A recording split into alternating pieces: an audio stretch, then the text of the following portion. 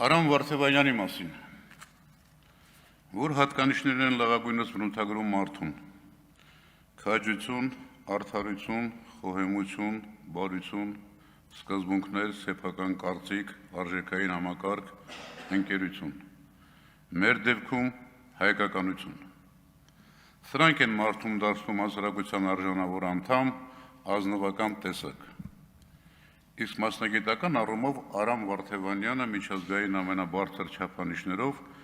պատիվ կբերի ցանկացած երկրի ու կառույցի։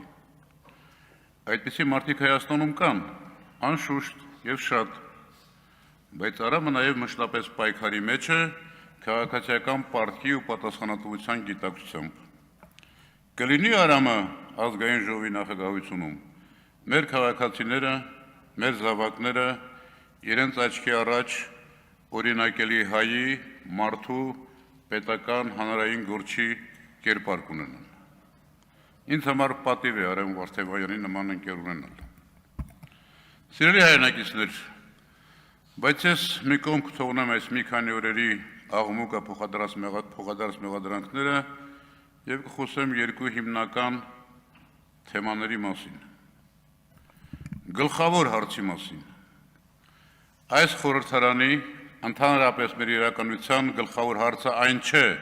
թե Հայաստանը որքանով կկարողանա Ռուսաստանից անկախ քաղաքականություն վարել։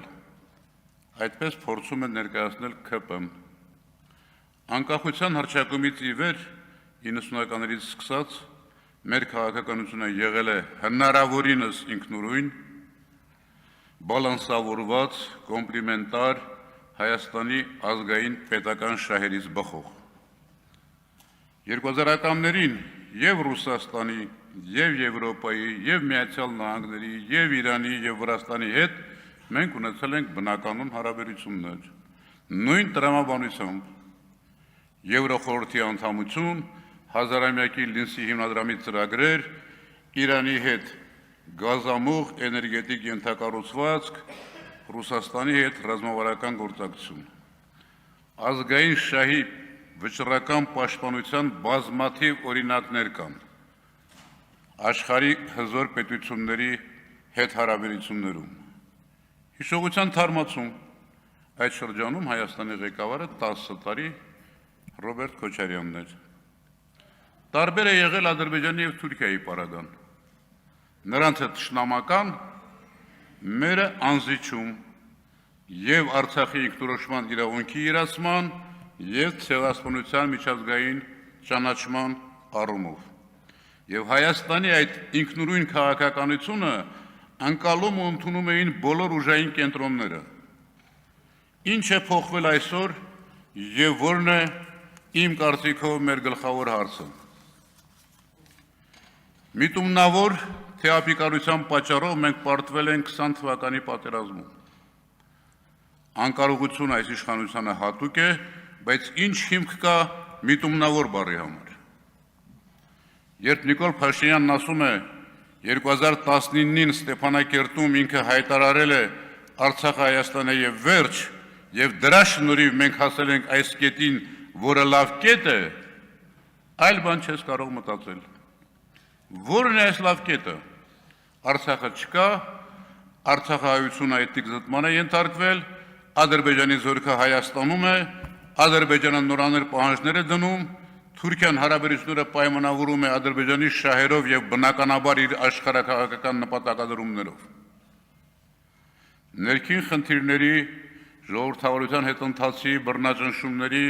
ընտրություն կեղծելու քաղաքապետարների մասին չեմ խոսում։ Դրանք մեր լուծելիքն են։ Բայց Բաքվի բանտում 3 տարի պահվող Արցախի ռազմաքաղաքական ղեկավարության արկայությամբ խոսել ինքնիշխանության եւ խաղաղության մասին ստորացվածի անբարոյականություն է։ Ինչ է փոխվել իմ համոզմամբ։ Իշխանության մնալու մտասևեռումով այս իշխանությունը հանձնվել է Թուրքիա-Ադրբեջան տանդեմին, պատրաստ է կատարել նրանց բոլոր պահանջները միայն թե ժամանակ շահի։ Այն Ադրբեջանի, որը Նիկոլ Փաշինյանի բնորոշմամբ 20 թվականին ագրեսոր, բռնապետություն, միջազգային ահաբեկչության օջախ էր։ Այն Թուրքիայի, որը 20 թվականին վերադառնում էր Կովկաս ցեղասպանությունը շարունակելու, Եվրոպային էլ զգուշացնում էր, թե Թուրքիան վաղը լինելու է Վեննայի պատերի տակ։ Հայաստանի ու հայության համար այս կետը ողբերգություն է, լավ կետ է միայն իր եւ իր խմբակի համար։ Իրենք իշխանություն են։ Պարոն Վարդանյան, խմբակ բառը խնդրում եմ չօգտագործել, այլապես մենք էլ այդ բառը կօգտագործենք։ Ավարտեցիք։ Իրենք իշխանություն են, որովհետև լավ կետ է։ Այստեղ իհարկե օգնում է Արևմուտք Ռուսաստան հակամարտությունը, Իրանի շուրջ կատարվողը, ինչը մեզ դարձրել է ուժային կենտրոնների բախման կետ, սա ևս բացարձակ լավ կետ չէ, ավելին նոր փորձությունների տանող կետ է։ Ուրեմն մեր գլխավոր օրակարգը ոչ թե ԿՊ-ի հռչակածն է, այլ ստորացվածի ենթարկվողի վիճակից դուրս գալը, ինքնուրույն քաղաքականություն վարելը, տարածաշրջանում գործոնի վերածվելը, իրոք ինքնիշխան լինելը, ինչպիսին եղել ենք։ Մենք ենք որոշում մեր ճակատագիրը, թե ուրիշները, ոչ թե որքանով անկախ քաղաքականություն Ռուսաստանից, այլ ինքնիշխան, թե լրիվ կախված Ադրբեջան-Թուրքիայից։ Վերջինը ձեր օրակարգն է, բայց ոչ մեր ու հայ ժողովրդի։ Երկրորդ թեման, ինքնության մասին։ ԿՊ-ի նոր թեզն է, ինքնությունը կայուն բան չէ, անընդհատ փոփոխվում է։ Նախ ովքեր եւ ինչն է ձևավորում հավաքական ինքնությունը։ Իմ համոզմամբ հավաքական ինքնությունը ձևավորվել է հազարամյակների ընթացքում մեր հոգևոր, մշակութային, քաղաքական, ռազմական, տնտեսական վերնախավի անհատական եւ խմբային գործունեության արդյունքում, ոչ խմբակային։ Հայոց լեզու, Մեսրոպ Մաշտոց, պատմիչներ, Նարեկացի, Սասունի Դավիթ էպոս, միջնադարում հայ ազնվականությունը փոխարինած հայ գյուղացու իմաստնություն, հայ ռազմիկի ոգի, ազգային պար, ժողովրդական երգեր, ճարտարապետություն, էջմիածին, գանձասար, ցեղասպանություն, Սփյուռք, Կոմիտաս, Արամ Մանուկյան, Գարեգին Նժդեհ, Թումանյան, Չարենց, Մաթևոսյան, Ռոսլին, Մարտիրոս Սարյան, Արարատ, հոված զգացող չեղավ։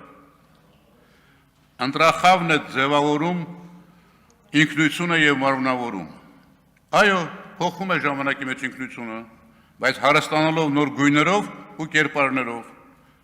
Որ ազգերն են զարգանում, առաջադիմում անընդհատ արդիականանալով։ Նրանք, որոնք պահպանում են արմատը, պատմական հիշողությունը, ազգային առանձնահատկությունները եւ գործում են ժամանակին համակայլ։ ԿՊ-ի բերած փոփոխությունը զիջելն է, հրաժարվել է տեսակից ու առաքինությունից։ Իբրև անհատ վայելած կյանքը առանց հավաքական գիտակցության ու պատասխանատվության անցյալի, ներկայի, ապագայի հանդեպ։ Հիմա ինքնության հեղաշրջում են փորձում անել, բայց իրականում մի հեղափոխություն է ընթացքի մեջ, գլխարկների հեղափոխությունը։ Գլխարկների փոփոխությունը գլուխը չի փոխում։ Բայց սիրելիներս, ինքնությունը ձեր կարճ կյանքի ու իշխանության տևողությամբ արմատապես չի փոխվում, չի փոխվելու։ Մեր ինքնության մեջ բացառիկ դեր ունի քրիստոնեությունն ու հայ առաքելական եկեղեցին, որի դեմ ծրագրային պատերազմ եք մղում։ Մինչդեռ հայ առաքելական եկեղեցին հայկական պետականությունը զորացնելու, ինքնիշխանություն երաշխավորելու ուժեղ կռվաններից է։ Մի զարմացեք, մենք առաքելություն ունեցող ազգ ենք։ Պարզ է, փոքր մարդիկ մեծ երազանքներ չեն կարող ունենալ, բայց հիշեք, հայկականությունը, հայ ինքնությունը փոխելու ձեր ջանքը դատապարտված է, շարունակեք եւ կտեղամոզվեք։ Իմ խոսքի սկզբում ես խոսեցի մարդկային առաքինությունների մասին, բայց կան նաեւ մեղքերը, գոռոզություն, ագահություն, բարկություն, նախանձ, ընկերազուրկ, երախտամոռություն, մանկուրտություն, որկրամոլություն։ Հաջորդ անգամ կխոսեմ այս ժամանակավոր իշխանության բնույթի